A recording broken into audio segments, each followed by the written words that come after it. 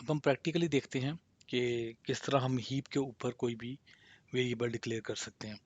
देखिए, अगर आप इंट आई लिखते हैं तो ये वेरिएबल आप कह सकते हैं कि ये आपका स्टैक के ऊपर हुआ है। ठीक है, बस ये आपने याद रखना है, ये स्टैक पे क्रिएट हुआ है।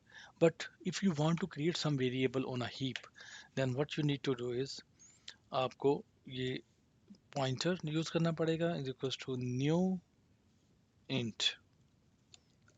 ओके, अब ये वेरिएबल आपका हीप पे क्रिएट हुआ है।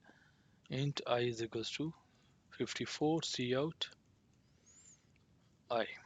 Right, let try this 54। याद रखिएगा, जब भी आपने कोई variable with new operator create किया है या कहीं कोड देखे तो आप कहेंगे yes it's created on heap. और जब भी कोई वेरिएबल न्यू से क्रिएट हुआ है तो ये जो इसका स्कोप है ना, करली ब्रेस स्टार्ट होने से एंड होने तक, इससे पहले पहले आपने उसको डिलीट भी कर देना है। कैसे करना है? डिलीट आई। रीज़न देखें, आज तो आपके पास हाई रैम मौजूद है, 16 GB, 8 GB। मेरे पास पर्सनल जो मेरे पास मैकबुक प्रो है, 64 GB मैं रैम यूज़ कर रहा हूँ, कोई इशू नहीं है। लेकिन पहले दौर में जब ये लैंग्वेजेस आई थी तो आपका मेमोरी बहुत कम होती थी। अब जब ये यूटिलाइज हो गया और इसमें आपने क्लीन नहीं किया तो प्रोग्राम अगर आपका एग्जीक्यूशन में जाएगा तो थोड़ी देर बाद वो क्रैश कर जाएगा। इवन अगर आपने बहुत बड़ा प्रोग्राम आज भी लिख दिया है और वो एक ऐसा, फॉर एग्जांपल, वो प्रोग्राम बहुत काफ़ी देर चलता है और मेमोरी उसमें आप क्लियर नहीं करते, तो हो सकता है 64 GB रैम भी उसमें से जो है ना वो कम पड़ जाए, वो मैसेज आ जाएगा कि जी आपकी रैम फुल हो गई है।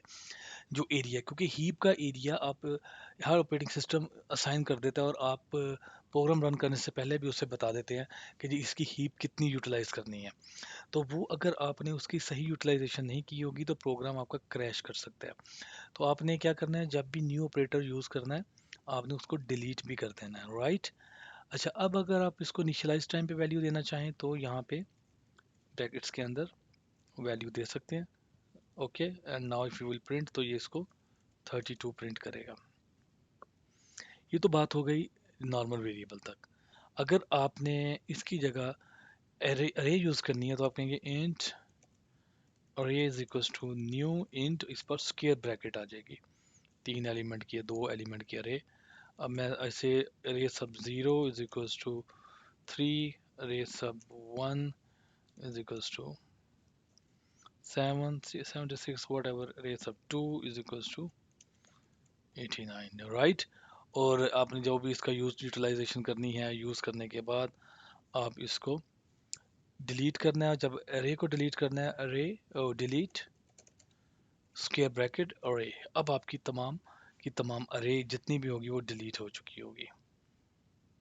राइट। ये क्योंकि मैंने एंड एल नहीं लगाया इसलिए आपको ये ऐसे लग रहा है कि जैसे 3289 लिखा हुआ है। तो एंड एल एंड एल।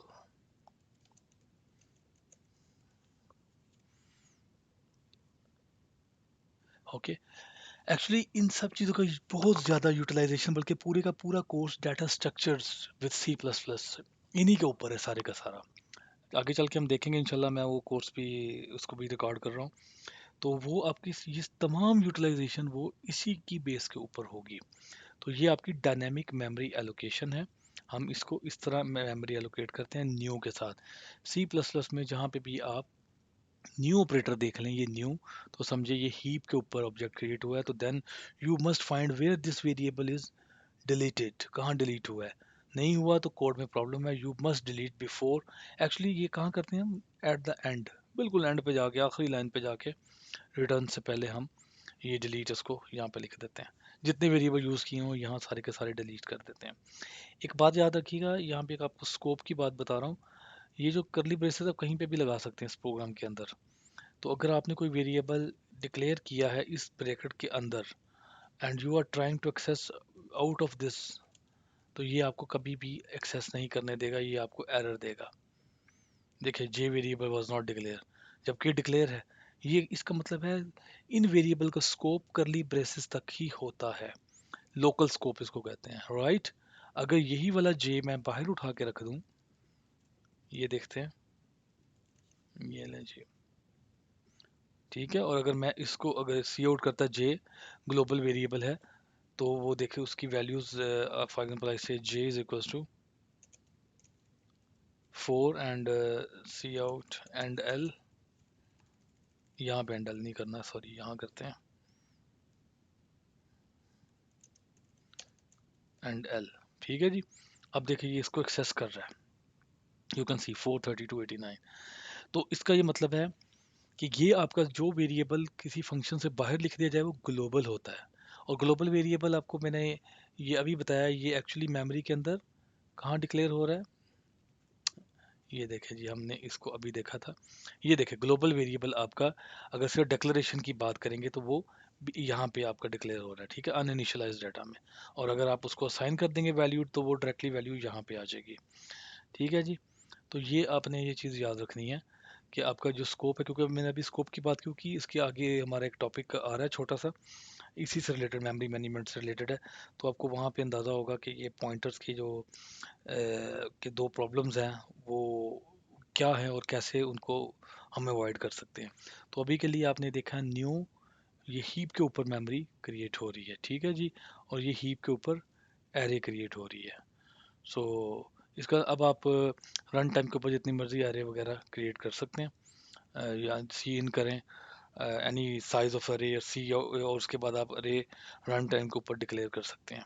ठीक है, यहाँ आप देख सकते हैं इंट आई, जितनी भी आप उसमें वैल्यू दें वो वैल्यू आपकी, जैसे लेट ट्राई दिस, आई से ये एक नॉर्मल वेरिएबल है, I is equals to some variable, C out, enter, enter size of array, C इन आई, और मैं अब यहाँ पे कहता हूँ जितना भी आई का साइज हो उतने की अरे क्रिएट कर दे, and then we can rest is same. अब ये आई डिलीशन में नहीं आएगा क्योंकि आई मैंने एक सादा सिंपल वेरिएबल लिया है, राइट। ये मेरा एक सादा वेरिएबल है आई। Let's try this 3। तो 3 की अरे क्रिएट, जितने भी की आप कहेंगे ये डायनेमिकली उतने की अरे क्रिएट कर रहा है, और एट द एंड वो डिलीट कर रहा है तमाम एलिमेंट, पूरी की पूरी अरे को वो डिलीट कर रहा है। ठीक है जी, ये हमारा जो बेसिक कुछ इंट्रोडक्शन था इसका। तो नेक्स्ट टॉपिक देखते हैं हमारे पास क्या है।